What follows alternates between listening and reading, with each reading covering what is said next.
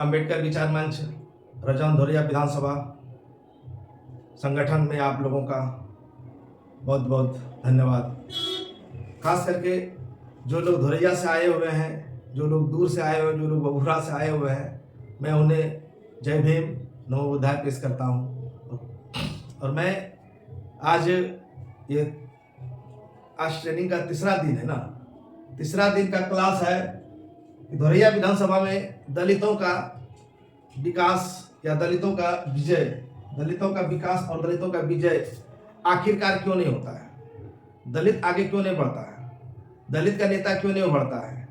दलित के बस्ती में जाइएगा तो आपको बस्ती में पूछने की कोई आवश्यकता नहीं है। आपको वहाँ की कल्चर से, आपको वहाँ व्यवस्था से, आपको वहाँ रहन सहन से एक बात पता चल जाएगा कि दलित का बस्ती है। ऐसा क्यों हुआ? ऐसा होने का क्या कारण है? इसमें क्या हम लोगों का दोषी है या शासन सत्ता का दोषी है? तो दोस्तों, शासन सत्ता का दोषी 10% है। और खास करके इस युग में, ये 20वीं शताब्दी में, ये जो है यानी कि आज के दिन में हम लोगों का गलती है। और हम लोगों का गलती क्या है? आपको अगला क्लास में बताया गया था कि कुछ लोग, हम लोग तीतर हैं और तीतर के ही कारण ये सब होता है। और आज भी अगर हम लोग विकास चाहते हैं तो उसके लिए क्या करना होगा, उस बात को आपको बताया जाएगा। प्लस कि आखिर हमारा विकास हुआ क्यों नहीं, पहले इस मुद्दे पर बात किया जाएगा। हमारा विकास इसलिए नहीं हुआ, पहला मुद्दा है कि हम संगठित नहीं रहे और कुछ हम लोग बिखर गए, कुछ हम लोग राजद में चल गए, कुछ हम लोग जदयू में चल गए, कुछ हम लोग भाजपा में चल गए, कुछ हम लोग दूसरी जगह चल गए, लेकिन हम लोग एक जगह नहीं रह पाए। पहला कारण यह हुआ, संगठित नहीं रह पाए, जिसके कारण हम लोगों को तोड़ने में और लोगों को आसान हुआ। और यह संगठित नहीं होने का कारण सिर्फ हम लोग भी नहीं है, बल्कि हम लोगों को संगठित होने नहीं देता है। इसलिए यहाँ की पूंजीपति, यहाँ की नेता लोग, यहाँ की जो मंत्रिमंडल में भागीदारी लेते हैं, जैसे विधायक हैं, वो लोगों का बहुत बड़ा भूमिका होता है हम लोगों को तोड़ने में। कभी भी वो हम लोगों को जोड़ने की काम नहीं किया है, क्योंकि अगर वो जोड़ने का काम करता तो उन्हें इस बात का पता चलता कि धोरिया विधानसभा में दलितों का ये विधानसभा है, या आरक्षणों का विधानसभा है, और आरक्षण में क्या चंद भर लोग ही टीम में रहते हैं। आखिर वो लोग कहाँ हैं जो लोग हमको वोट नहीं करता है? तो वो लोगों ने इस बात को जानता है कि कौन सबको पहचानता है, सबको जानता है, उसने तोड़ने का काम करता है। और दूसरा है आपका विचार का फॉलो, मतलब हम लोगों में है क्या कि हम लोग एक विचार पर चलते ही नहीं। कभी हम लोग रामनवमी मनाते हैं, तो कभी हम लोग छठ मनाते हैं, तो कोई छठ का विरोध करता है, लेकिन हम लोग एक विचार पर नहीं है। कोई इस पार्टी को गलत कहते हैं, कोई उस पार्टी को गलत कहते हैं, लेकिन हम लोग कभी भी संगठित नहीं हुए और ना ही किसी का विचार को हम लोग फॉलो किए।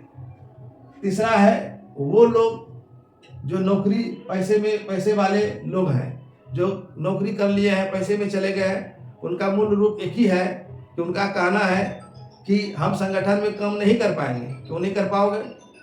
क्योंकि हम नौकरी पैसे में चल गए हैं, नौकरी पैसे में हम आ गए हैं। इसलिए मेरे दोस्त, हम संगठन में काम नहीं कर पाएंगे, और यदि हम संगठन में काम करते हुए पकड़ा गए या कोई जान गया तो हम नौकरी से हाथ धो लेंगे।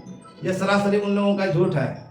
कुछ लोग ऐसे हैं जो कि नौकरी पैसा में रहकर भी उन्होंने संगठन को मजबूत किया है। ऐसे भी उदाहरण बहुत सारे हैं। वो सच्चा और ईमानदार देशभक्त कहलाते हैं। अंधभक्त, बिना जाने बिना सुने किसी चीज को मान लेना। किसी ने कह दिया कि संविधान बदल रहा है, इसलिए इनको नहीं, इनको वोट देने से संविधान बच जाएगा। बाबा साहब अम्बेडकर इससे ज्यादा ये मानता है, इसलिए लोग उनको वोट कर दिया जाए। कुछ पैसे, कुछ मुर्गा दारू लेकर ये अंधभक्त समाज को डिवाइड कर देता है। और पांचवा ऐसे किस्म का लोग है हमारे साथे में कि हम ज्यादा होशियार कोई नहीं, मतलब उनको आप समझाने जाइए, उनको आप बताने जाइए, तो उनके दरवाजे पर बैठकर उनका सुनिए, उनका सुनने के बावजूद भी वो वहीं तक रह जाएगा और वो अपने आप को बहुत बड़ा होशियार समझता है। ऐसे भी लोग समाज में है। ठीक है, इसी ये 5 मुद्दा के कारण हमारा ना विकास हुआ ना विजय हुआ। और यदि विकास और विजय करवाना चाहते हैं, यदि इस समाज को अच्छे दिशा में ले जाना चाहते हैं, तो मैं खास करके नौकरी पैसे वाले लोगों को कहना चाहता हूं कि आप साक्ष्य में नहीं आइए, हम आपके लिए वेलकम करते हैं, लेकिन आप बाय कैमरा के पाछे से तो आप आ सकते हैं, आप वहां से आइए। आप जानते हैं कि आप अपने जुलूस में हमारे साथ कदम से कदम नहीं मिला पाएंगे, लेकिन आप हमारे साथ कदम से कदम मिलवा सकते हैं। आप कुछ कर सकते हैं, आप में वो दम और वो खम है, लेकिन आप चुप्पी साधे हुए हैं।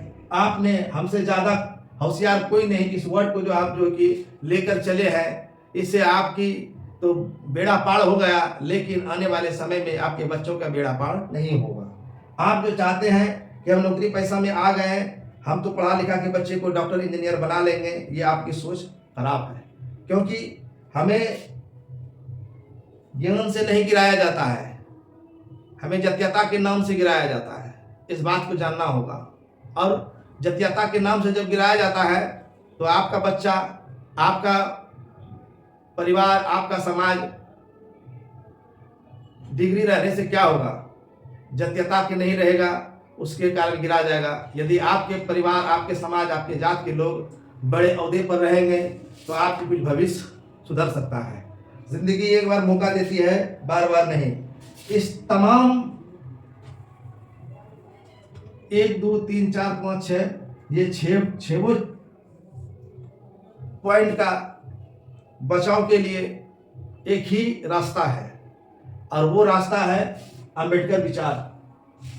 आप यहाँ पर अंबेडकर विचार को फॉलो करें, यहाँ पर आप अंबेडकर के संगठन में चले जाएं।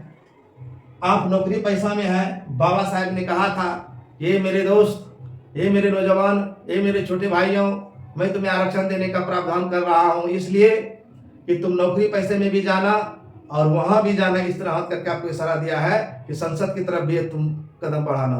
लेकिन ये लोग नौकरी पैसे में, ये लोग 1 लाख रुपया महीना कमा लेते हैं, लेकिन इसका इशारा समझता ही नहीं है। अनभक्त तो कहा ही नहीं जाए, क्योंकि उसमें जब तक सुधार नहीं आएगा, इसमें शिक्षा की जरूरत है, इसमें शिक्षा की जरूरत है। शिक्षा आएगी तो अनभक्त ऑटोमेटिक समझ जाएंगे। और ये हमसे ज़्यादा होशियार कोई नहीं, इनको कोई किसी विजय की जरूरत है। जब ये विजय किसी का हो जाएगा, तो ये भी अपने आप सुधर जाएगा।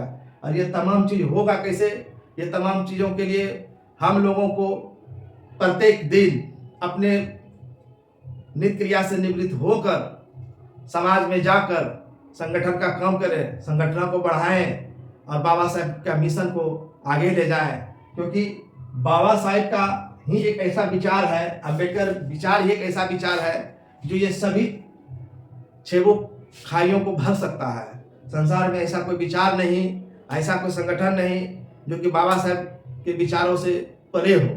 क्योंकि ये संसार में जितने भी, अभी मैं देखा हूँ कि जितने भी इस जगह एशिया महादेश में जितने भी संगठन, जितने भी राजनीतिक पार्टी हुआ, मैं सिर्फ भारत की बात नहीं कर रहा हूँ, एशिया महादेश का बात कर रहा हूँ, वो बाबा साहेब अम्बेडकर की विचारधारा और बाबा साहेब अम्बेडकर के लिखी आर्टिकल को वो फॉलो करता है और इस संसार में बुद्ध को फॉलो करता है। लेकिन हम लोगों को ये अंधभक्त में हम लोगों को जो है कि हिंदू धर्म के नाम पर हम लोगों को अंधभक्त बनाया जाता है। मैं पूछना चाहता हूँ कि मैं इस हिंदुस्तान में मैं क्या हूँ? अगर मैं हिंदू हूँ तो फिर मुझसे छुआछूत क्यों किया जाता है? तो इसके लिए सरकार को इस वर्ड का जवाब नहीं है। वो कहता है कानून बना दिया गया, ये कर दिया गया, लेकिन ऐसा होता नहीं है। मेरे दोस्त, अंबेडकर विचार को फॉलो करें। आज का मीटिंग यहीं पर समाप्त होता है।